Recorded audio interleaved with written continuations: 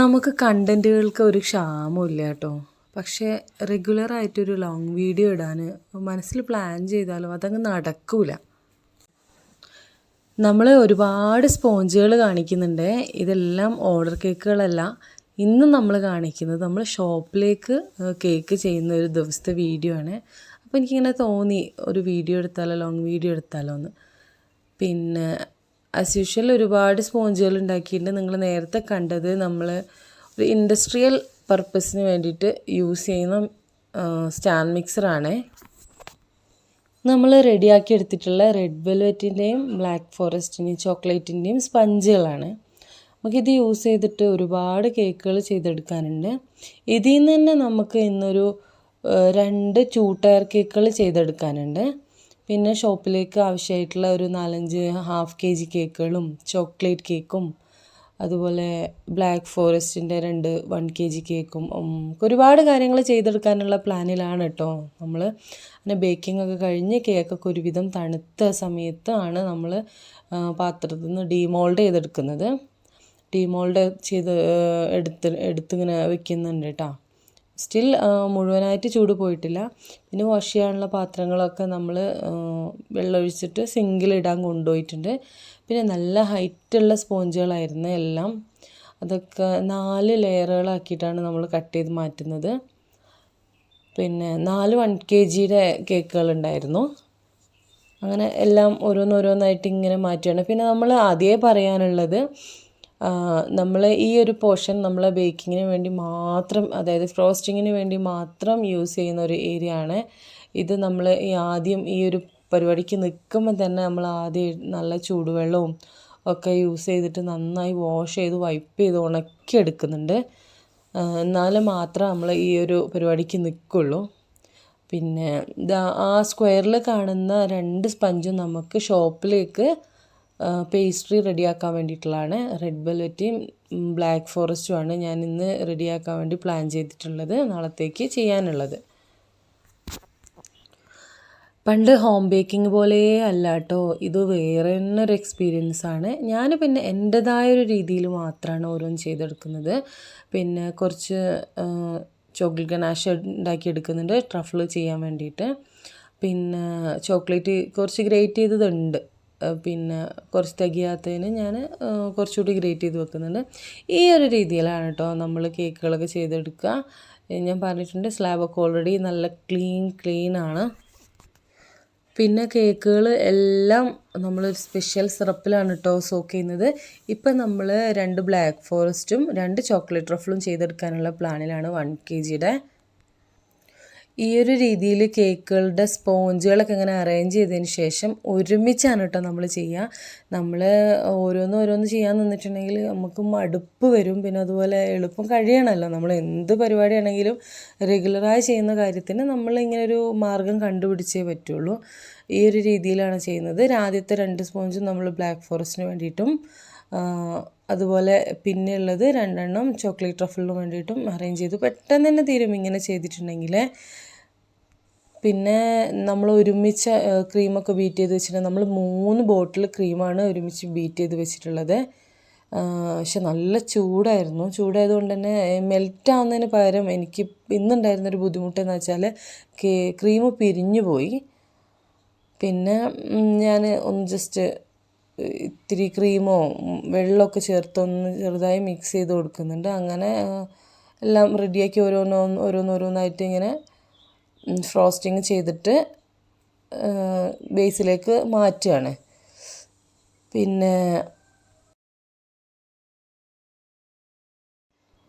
നമ്മൾ കേക്കുകൾ അത്യാവശ്യം നന്നായി സോക്ക് ചെയ്യും കേട്ടോ.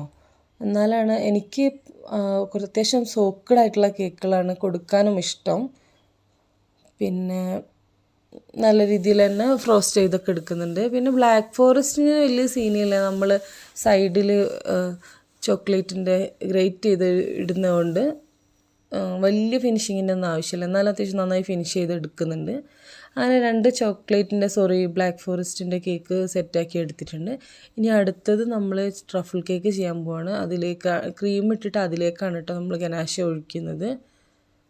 പിന്നെ അതും നന്നായിട്ട് റെഡിയാക്കി എടുക്കുന്നുണ്ട്. നമുക്ക് ചോക്ലേറ്റ് കേക്ക് എന്ന് പറയുമ്പം ഒരു മീഡിയം റേഞ്ചിന് കൊടുക്കുന്ന ഒരു കേക്കാണ്. നമുക്ക് 1000 രൂപ ആ റേഞ്ചൊന്നും മേടിക്കാൻ പറ്റില്ല. അപ്പോൾ അത്യാവശ്യം നല്ലോണം ഫില്ലിങ്ങും കൊടുക്കുന്നുണ്ട്. ഈ ഒരു രീതിയിൽ ഞാൻ ഡ്രിപ്പിങ് ചെയ്യാമെന്നാണ് വിചാരിച്ചിട്ടുണ്ടായിരുന്നത്. പക്ഷേ കുറച്ച് തിക്കായിട്ടുള്ള ഗനാശയായിരുന്നു. അതുകൊണ്ട് ഇങ്ങനെ ഡ്രിപ്പായിട്ട് ഇങ്ങനെ കിട്ടിയില്ല. അപ്പോൾ പിന്നെ ഈ ഒരു രീതിയിൽ ചെയ്യാമെന്ന് വിചാരിച്ചിട്ട് പിന്നെ 2 കേക്കും ഫിനിഷ് ചെയ്ത് ചോക്ലേറ്റ് ഈ ഒരു രീതിയിൽ ഇങ്ങനെ ഒഴിച്ചു കൊടുക്കുന്നുണ്ട്. ഷോപ്പിലേക്ക് കേക്കുകൾ ചെയ്യുന്ന സമയത്ത് നമ്മൾ പ്രീ പ്ലാൻഡ് ഒന്നും ആയിരിക്കില്ല. ഇതുപോലെ ഇങ്ങനെ ചെയ്യുമ്പോൾ ഓരോ കേക്കുകളും എങ്ങനെയാണോ ആവുന്നത്, ഇപ്പം എൻ്റെ ഒരു സ്ഥിതി അങ്ങനെയാണ് കേട്ടോ. ഓരോ കേക്കുകളും എങ്ങനെയാണ് ആയി വരുന്നതെന്ന് വെച്ചിട്ടുണ്ടെങ്കിൽ ആ ഒരു രീതിയിലേക്ക് ഫിനിഷ് ചെയ്തെടുക്കും. ഈ കേക്കും അത്യാവശ്യം നന്നായിട്ട് ഫിനിഷ് ചെയ്തതിന് ശേഷം കണ്ടില്ലേ, നല്ല തിക്കായിട്ടുള്ള ഗനാശയാണ്. ഇതും ആ ഒരു രീതിയിൽ ഇതിൽ ഫുള്ളായിട്ട് ചോക്ലേറ്റ് നമ്മൾ കോട്ടിങ് കൊടുക്കുന്നുണ്ട്. അങ്ങനെ ഈ ഒരു രീതി ഞാൻ ഇപ്പം കേട്ടോ പ്രാക്ടീസ് ആയത്. അല്ലെങ്കിൽ എല്ലാം ബോർഡിലും അങ്ങനെയുള്ള ചെയ്യാം. ഇപ്പോൾ പിന്നെ നമ്മൾ കേക്കിൻ്റെ സ്റ്റാൻഡിൽ വെച്ചിട്ട് തന്നെ ഫിനിഷ് ചെയ്തതിന് ശേഷം നമ്മൾ മാറ്റുക ചെയ്യുന്നത്, ബോർഡിലേക്ക് മാറ്റുക ചെയ്യുന്നത്. അല്ലെങ്കിൽ കേക്ക് ബോർഡ് ആകെ മിസ്സായി പോകും. പിന്നെ നമ്മൾ ലാസ്റ്റ് ഡെക്കറേഷനും കാര്യങ്ങളൊക്കെ കൊടുത്ത് കേക്ക് ഫിനിഷ് ചെയ്തെടുത്തിട്ടുണ്ട്.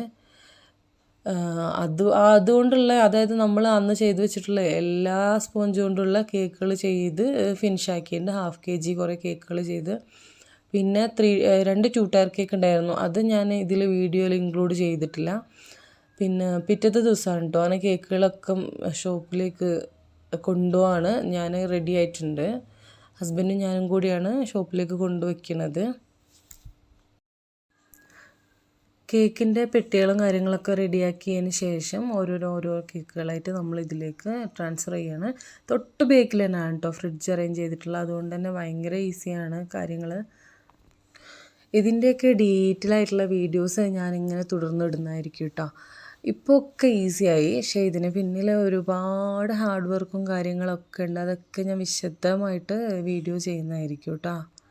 ഷോർട്സ് മാത്രം അപ്ലോഡ് ചെയ്തിരുന്ന എനിക്ക് പെട്ടെന്നൊരു കൗതുകത്തിന് തോന്നിയ ഒരു വീഡിയോ ആണ് കേട്ടോ. അങ്ങനെ ഞാൻ എടുത്തൊരു വീഡിയോ ആണിത്. എനിക്ക് സത്യത്തിൽ വീഡിയോസ് കണ്ടിന്യൂസ് ആയിട്ട് പോസ്റ്റ് ചെയ്യണം കാര്യങ്ങളൊക്കെ ഭയങ്കര താല്പര്യമാണ്. പക്ഷേ ഓരോ തിരക്കിൻ്റെ ഇടയിൽ ഓടി നടക്കുന്നതിനിടയിൽ അത് ചെയ്യാനുള്ള മൈൻഡ് എപ്പോഴോ ഇങ്ങനെ അത് ചെയ്യാൻ വേണ്ടി മാത്രം എനിക്ക് മൈൻഡ് റെഡി ആവുന്നില്ല.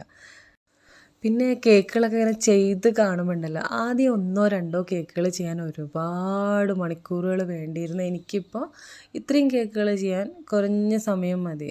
അതൊക്കെ ആലോചിക്കുന്ന സമയത്ത് ഞാൻ ഭയങ്കര സൂപ്പർ പ്രൗഡാണ് കേട്ടോ. ഈ ഒരു രീതിയിലേക്കൊക്കെ എത്താൻ വേണ്ടിയിട്ട് ഞാൻ ഒരുപാട് സ്ട്രഗിൾ ചെയ്തിട്ടുണ്ട്. ഇതിൻ്റെയൊക്കെ ഡീറ്റെയിൽ ആയിട്ടുള്ള വീഡിയോ ഞാൻ എന്തായാലും പതുക്കെ അപ്ലോഡ് ചെയ്യുന്നതായിരിക്കും. അങ്ങനെ ഷോപ്പിലേക്കുള്ള കേക്കുകളെല്ലാം പാക്ക് ചെയ്തിട്ടുണ്ട്. ഇനി നമ്മളിത് കൊണ്ടുപോകാൻ തൽക്കാലം സ്റ്റിക്കറൊന്നും ഒട്ടിക്കൂല. ഇപ്പോൾ ജസ്റ്റ് ഇങ്ങനെ അടച്ചു വെച്ചിട്ട് അങ്ങനെ കൊണ്ടുപോകുള്ളൂ. വണ്ടിയിൽ വെച്ച് കൊണ്ടുപോകുമ്പോൾ കുഴപ്പമൊന്നുമില്ല, സേഫായിട്ട് തന്നെ എത്തും. വലിയ ലോങ്ങൊന്നുമില്ല. നമുക്കൊരു 1.5 കിലോമീറ്റർ 2 കിലോമീറ്റേഴ്സിൻ്റെ ഉള്ളിലാണ് നമ്മളെ ഷോപ്പ് വരുന്നത്. ടൗണിൽ തന്നെയാണ്, മേപ്പാടി ടൗണിൽ തന്നെയാണ്. അതുകൊണ്ട് പിന്നെ ബുദ്ധിമുട്ടൊന്നുമില്ല. ആദ്യമൊക്കെ ആണെങ്കിൽ നമുക്ക് ഭയങ്കര സീനായിരുന്നു. ഇത് തുറന്നു പോകുന്നതൊക്കെ ഒരു പേടിയൊക്കെ ആയിരുന്നു. ഇപ്പോൾ പിന്നെ അങ്ങനെയൊന്നുമില്ല. ഇത് കൊണ്ടുപോയിട്ട് ഈ ബോക്സുകളൊക്കെ അങ്ങനെ തന്നെ വെച്ചിട്ട് ഇതിൽ തന്നെയാണ് കേട്ടോ നമ്മൾ കൊടുക്കുക. സേഫായിട്ട് എടുക്കണം, ആകെ മിസ്സാവാതെ നോക്കണം എന്നുള്ളൂ. അത് ഷോപ്പിലെ പയ്യന്മാർ 2 ആളും സേഫായിട്ട് ചെയ്യും. നമുക്കിത് അവിടെ എത്തിച്ചു കൊടുക്കുക എന്നുള്ളൊരു ഡ്യൂട്ടി മാത്രമേ ഉള്ളൂ. ഞാൻ ഈ വീഡിയോ എടുത്തപ്പോഴാണ് കേട്ടോ സത്യത്തിൽ എൻ്റെ കയ്യിൻ്റെ അവസ്ഥ എത്ര പരിതാപകരമാണ് ഇപ്പോഴെന്ന് മനസ്സിലായത്. ആകെ ടാൻ അടിച്ചിട്ട്, ഈ സ്കൂട്ടർ ഓടിച്ച് ആകെ ടാൻ അടിച്ചിട്ടുണ്ട്. ഞാൻ ഈ വീഡിയോ വോയിസ് ഓവർ കൊടുക്കുന്ന സമയത്ത് ഞാൻ ഇങ്ങനെ ശ്രദ്ധിച്ചുകൊണ്ടിരിക്കുന്നത് എൻ്റെ കയ്യിൻ്റെ അവസ്ഥയാണ്. ആകെ കളറൊക്കെ മാറിയിട്ടുണ്ട്. സാരമില്ല, റെഡിയാക്കി എടുക്കണം. എന്തായാലും ഇത്രയേ ഉള്ളൂ കേട്ടോ ഇന്നത്തെ വീഡിയോ. ഇനി നമ്മളിത് കൊണ്ടുപോകുന്നൊന്നും കാണിക്കുന്നില്ല. ഇത്രയും കാര്യങ്ങൾ പാക്ക് ചെയ്ത് വെച്ചിട്ടുണ്ട്. അടുത്ത വീഡിയോ കാണാം. ബൈ.